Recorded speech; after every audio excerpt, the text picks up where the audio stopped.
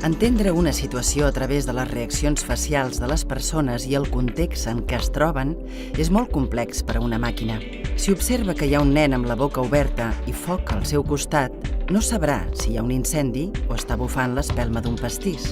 Per a nosaltres és fàcil perquè tenim sentit comú, però un ordinador necessita tenir incorporats patrons establerts que el portin a deduir correctament les necessitats de les persones. Així sabrà quan ha de trucar als bombers o bé posar una cançó d'aniversari.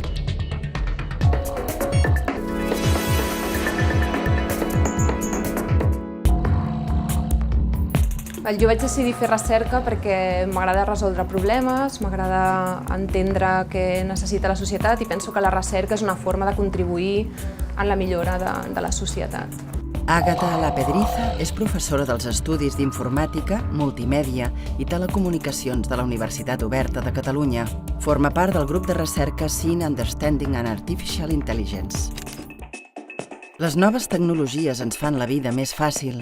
Investigadors com l'Àgata desenvolupen la intel·ligència artificial de les màquines a fi que puguin entendre les emocions de les persones i interactuïn amb elles quan necessitin ajuda. Tot això que nosaltres sabem del món i que donem per fet i que és tan natural, per una màquina, què vol dir que sigui natural?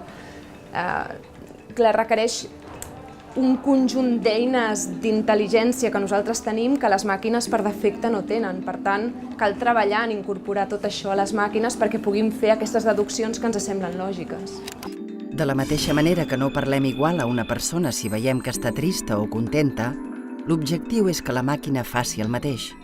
Estimuli un estudiant que fa un curs en línia i que està avorrit o ambienti una casa amb música relaxant si detecta que la persona arriba nerviosa a casa.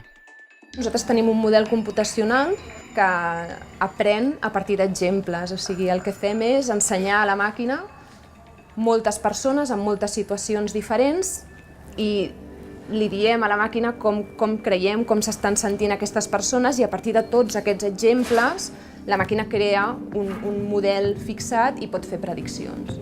No es tracta de fer veure que la màquina té emocions com les persones, sinó de perfeccionar-ne el funcionament.